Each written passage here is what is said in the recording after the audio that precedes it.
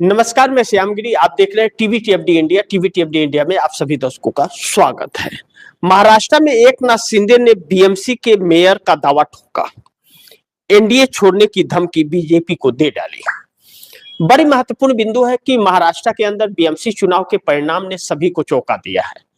एक ऐसे समीकरण पर ला करके खड़ा कर दिया है कि कभी 2020 में बिहार विधानसभा चुनाव का ऐसा ही परिणाम आया था। लेकिन दुर्भाग्य यह है कि बिहार में उस वक्त एक संवैधानिक चुनाव हुआ था और महाराष्ट्र में लोकतंत्र को ताक पर रख करके चुनाव हुआ है। उसके बावजूद भारतीय जनता पार्टी सत्ता के नजदीक नहीं पहुंच पाई, काफी दूर बहुमत के आंकड़े से रह गई। हजारों करोड़ रुपए खर्च करने के बाद भी भारतीय जनता पार्टी ने बीएमसी में अपने मेयर बनाने के लिए बहुमत नहीं जुटा पाए। ऐसे में एकनाथ शिंदे, जो भारतीय जनता पार्टी के मुख्य सहयोगी दल है महाराष्ट्र के, जिसे भाजपा तो नहीं, भाजपा बोझ मानती है, लेकिन इस वक्त तुर्प का इक्का एकनाथ शिंदे के हाथ लग गया है। महाराष्ट्र के अंदर राजनीति गर्म है। महाराष्ट्र से लेकर के दिल्ली तक हलचल तेज है और सांसें फूली हुई है भारतीय जनता पार्टी की। मेयर चुनाव के लिए एकनाथ शिंदे ने बीएमसी में दावा ठोक दिया है कि बीएमसी का मेयर तो शिवसेना का ही होगा। ऐसे में एकनाथ शिंदे ने एनडीए छोड़ने की भी भाजपा को धमकी दे डाली। लेकिन महाराष्ट्र एनडीए में हड़कंप की परिस्थिति तब मच गई जब बीएमसी चुनाव ने एकनाथ शिंदे को शहंशाह बना दिया।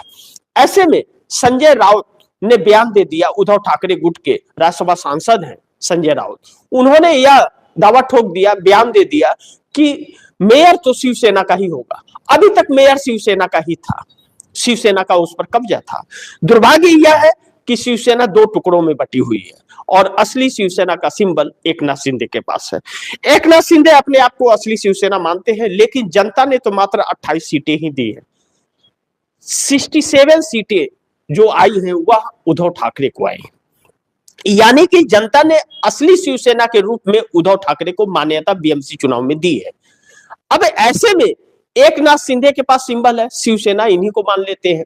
उद्धव ठाकरे भी अब शिवसेना इन्हीं को मान रहे हैं, क्योंकि सिंबल, असली शिवसेना का सिंबल तो इन्हीं के पास है। ऐसे में उद्धव ठाकरे बड़ी सक्रिय हो गए हैं महाराष्ट्र की भूमिका राजनीति के अंदर, और वह एक अहम रोल निभाते हुए इस वक्त नजर आ रहे हैं। साफ अगर उद्धव ठाकरे गुट के तरफ से यह बयान आता है कि मेयर तो शिवसेना का ही होना चाहिए, भाजपा के हाथ में नहीं जाना चाहिए, और ऐसे में अगर एकनाथ शिंदे दावा ठोकते हुए मेयर का और यह बात कहें कि एनडीए हम छोड़ भी देंगे अगर भारतीय जनता पार्टी ने मेयर पर कब्जा करने की कोशिश की, तो सवाल यह है कि मेयर होगा किसका। गंभीर बात यह है कि महाविकास अघाड़ी महाराष्ट्र की जो है, इंडिया गठबंधन महाविकास अघाड़ी कही जाती है, 3 लोगों का गठबंधन था, शरद पवार, उद्धव ठाकरे और कांग्रेस का।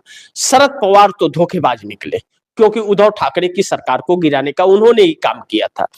लेकिन एक बार शरद पवार का इस वक्त कोई वजूद भी नहीं है, एक पार्षद उनका चुन करके आया है जो कोई अहमियत नहीं रखता। लेकिन कहते हैं बूंद बूंद से तालाब भरता है, एक भी बड़ी अहमियत वक्त पर रखता है।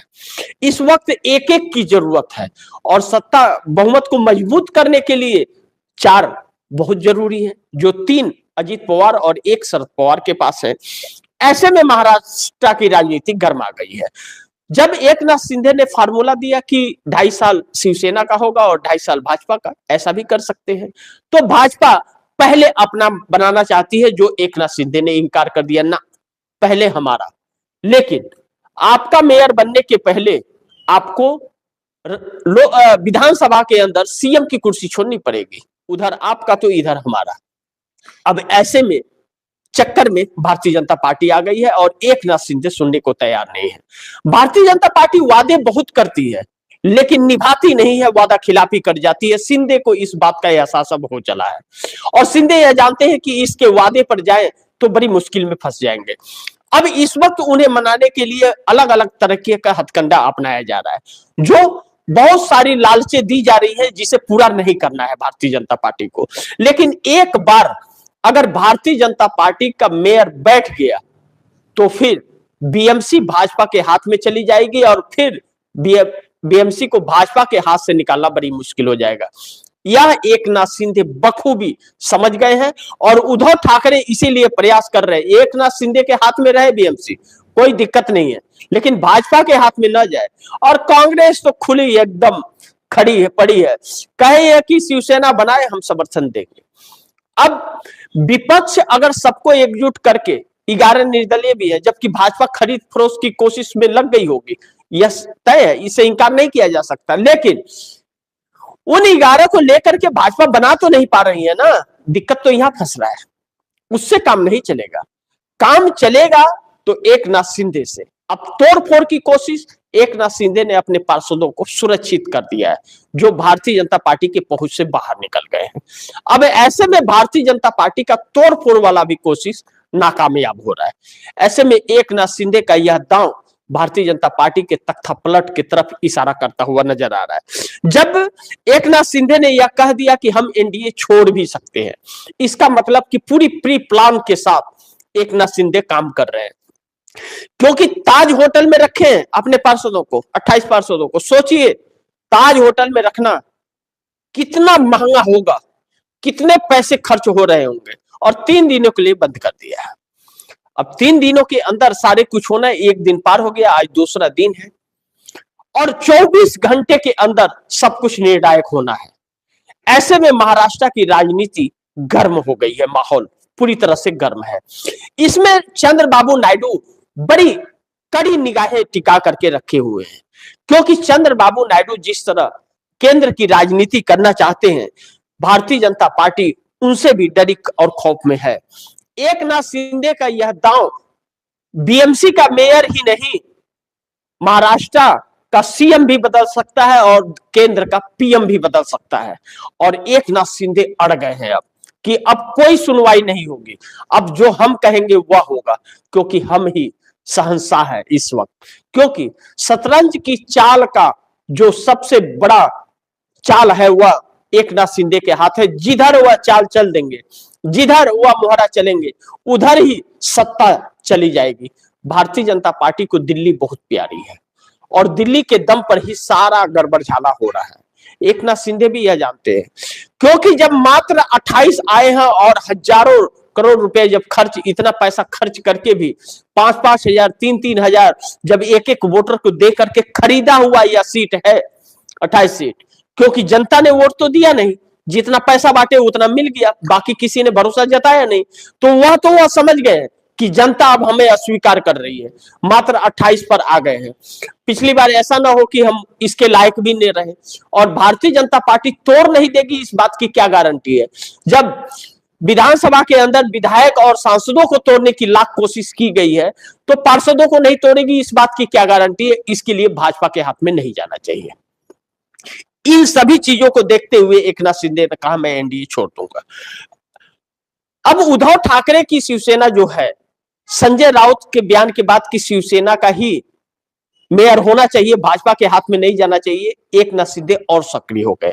कहा यह जा रहा है कि बातचीत जारी है, लेकिन महाविकास अघाड़ी अपने और भी प्रयास में है कि किसी तरह से कुछ पार्षद टूट जाए कि महाविकास अघाड़ी का बन जाए सरकार बीएमसी के अंदर, जो भारतीय जनता पार्टी किसी भी कीमत पे नहीं चाहती है। लेकिन भारतीय जनता पार्टी एकनाथ शिंदे के भी हाथ बीएमसी देना नहीं चाहती है, तो एकनाथ शिंदे को पैदल करेगी भारतीय जनता पार्टी। अब फैसला एकनाथ शिंदे को करना है कि आने वाले वक्त में उनको अपना वजूद रखना है या नहीं रखना है। लेकिन बीएमसी किसी भी कीमत पर छोड़ने के लिए एकनाथ शिंदे तैयार नहीं है। जब भारतीय जनता पार्टी ने यह स्वीकार किया दूसरा फार्मूला कि 2.5 साल कर लेंगे, तो एकनाथ शिंदे ने कह दिया पहले शिवसेना का होगा, बाद में बीजेपी का सोचेंगे। इस पर भाजपा तैयार नहीं है, क्योंकि वह जानती है कि फिर यह नहीं छोड़ेंगे, फिर यह विपक्ष के साथ चले जाएंगे। अब ऐसे में पहले ही अजीत पवार और शरद पवार अब एक होने वाले हैं, क्योंकि दोनों को जनता अस्वीकार कर रही है। आने वाले वक्त में एनसीपी का वजूद न खत्म हो जाए, इसलिए अजीत पवार और शरद पवार को एक होना पड़ेगा। लेकिन यह लोग भाजपा के साथ थे, इसके भाजपा को सपोर्ट कर रहे थे, इसलिए जनता ने अस्वीकार कर दिया। जब भाजपा इनको वोट देने से या भाजपा को ही समर्थन देंगे, तो इनको क्यों वोट देना, डायरेक्ट दे देना। तो फिर इनको अस्वीकार कर दिया। अब इस बात का समझ शरद पवार को भी और अजीत पवार को भी आ गया कि भाजपा के साथ रहेंगे तो वोट महाराष्ट्र में नहीं मिलेगा, तो भाजपा का साथ छोड़ना इनकी मजबूरी हो गई है। अगर अजीत पवार छोड़ रहे हैं 45 विधायक और 1 सांसदों के साथ, तो फिर शरद पवार भी फिर एनडीए के पक्ष में खड़े नहीं होंगे, क्योंकि वजूद खत्म हो जाएगा। वैसे ही एक पार्षद पर आकर के टिक गए और विधानसभा में हालत खराब हो गई। अब ऐसे में एकनाथ शिंदे बहुत अहम कड़ी हो जाते हैं महाराष्ट्र चुनाव सरकार के लिए भी और बीएमसी के लिए भी। एकनाथ शिंदे को अगर भारतीय जनता पार्टी मना लेती है तो बीएमसी का मेयर भी होगा एनडीए का और सरकार भी चलती रहेगी, और एकनाथ शिंदे को अगर नहीं मना पाती है तो बीएमसी भी जाएगा और सीएम की कुर्सी भी जाएगी। लेकिन दुर्भाग्य यह है कि एकनाथ शिंदे अगर नाराज हुए और चले गए तो सीएम की कुर्सी तो जाएगी ही, पीएम की कुर्सी भी हिल जाएगी, जिसके ताक में चंद्रबाबू नायडू बैठे हुए हैं। महाराष्ट्र एक बहुत बड़ा इशारा कर रहा है जो नरेंद्र मोदी की सरकार को हिलाने के लिए काफी होगा। देखते हैं कि यह बात किस हद तक जाती है। गर्मा गर्म माहौल है इस वक्त, महाराष्ट्र से दिल्ली तक बैठकों का दौर शुरू है, मान मनोवल है, और अजीत पवार और एकनाथ शिंदे ने कैबिनेट की बैठक में भी नहीं पहुंचे और जाने से इनकार कर दिया। देखते हैं कि यह बात कहां तक जाती है और कितनी और गर्म होती है। मात्र 24 घंटे के अंदर बहुत कुछ तस्वीरें साफ होने वाली है, इसलिए गुजारिश है कि खबरों पर नजर बनाए रखिएगा। तो इसी के साथ आप दर्शकों से इजाजत चाहूंगा, अगली खबर के साथ फिर हाजिर होऊंगा। लेकिन आप दर्शकों की क्या राय है, क्या सुझाव है, कमेंट बॉक्स में जरूर दीजिएगा। इस खबर को ज्यादा से ज्यादा शेयर कीजिएगा, और आपने अगर टीवी टीएफडी इंडिया को सब्सक्राइब नहीं किया, सब्सक्राइब कर लीजिएगा। अपने दोस्तों को भी कहिएगा सब्सक्राइब करें। मिलते हैं अगली खबर के साथ, तब तक के लिए नमस्कार।